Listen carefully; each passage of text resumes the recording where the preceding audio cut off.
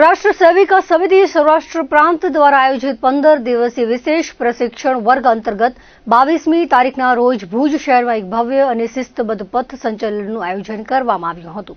સૌરાષ્ટ્ર પ્રાંતના કાર્યવાહિકા નીતાબેન જાનીએ આ અંગે વિગતવાર માહિતી આપતા જણાવ્યું હતું કે આ 15 દિવસીય પ્રશિક્ષણ વર્ગમાં સૌરાષ્ટ્રના અલગ અલગ 38 સ્થાનો પરથી 108 જેટલી તાલીમાર્થી બહેનો ઉત્સાહભેર ભાગ લઈ રહી છે. આ ઉપરાંત શિક્ષિકાઓ અને સમિતિના અન્ય અધિકારીઓ મળીને કુલ 152 જેટલી મહિલાઓ આ શિબિરમાં પ્રશિક્ષણ મેળવી રહી છે.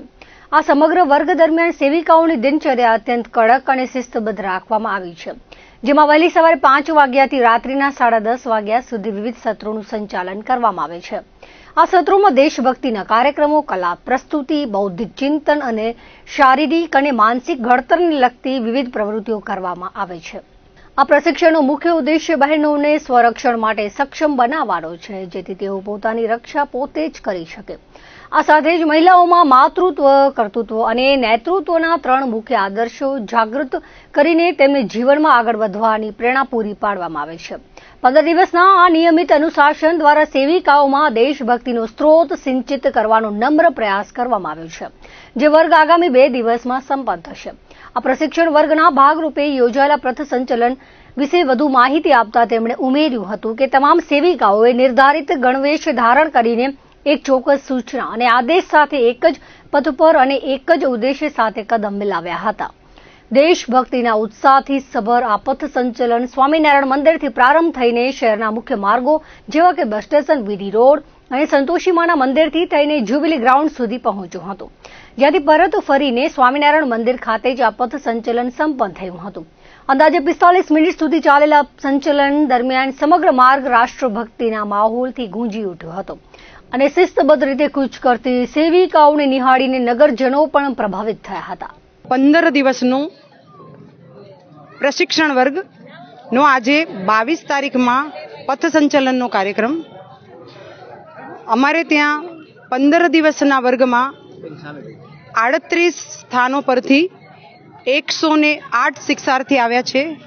શિક્ષિકાઓ, અન્ય અધિકારીઓ બધા મળીને કુછ 152 જણાનું કાર્યક્રમ પ્રશિક્ષણ થઈ રહ્યું છે. આની અંદર વહેલી સવારે 5 વાગ્યાથી ઉઠી અને રાત્રે 10:30 વાગ્યા સુધી અલગ અલગ દેશભક્તિના કાર્યક્રમ, કલા પ્રસ્તુતિ, બૌદ્ધિક, શારીરિક, માનસિકના અલગ અલગ કાર્યક્રમો, જેની અંદર બહેનોને સ્વરક્ષણક્ષમ કેવી રીતે બનાવી શકાય, પોતાનું રક્ષણ પોતે કેવી રીતે કરવું એની, અને રાષ્ટ્રભક્તિ કે જે બહેનો 3 આદર્શ લઈને માતૃત્વ, કર્તૃત્વ અને નેતૃત્વ લઈને પોતાનું જીવનની અંદર આગળ વધતા હોય છે.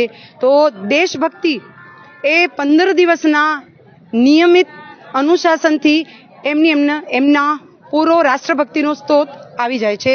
અને આ રીતે 15 દિવસનો 2 દિવસ પછી અમારો કાર્યક્રમ પૂર્ણ થવાનો છે. અમારી કુલ 15 દિવસનો પ્રશિક્ષણ વર્ગ હતો અને આજે અમે એક ગણવેશની અંદર એક સૂચના સાથે બધા નાના મોટા સૌ એક આદેશની સાથે એક પથ પર એક ઉદ્દેશ્યથી ચાલીને અમારું પથ સંચલનનો કાર્યક્રમ હતો, જે 45 મિનિટની અંદર અમે પૂર્ણ રાષ્ટ્રભક્તિ સાથે પૂર્ણ કર્યો.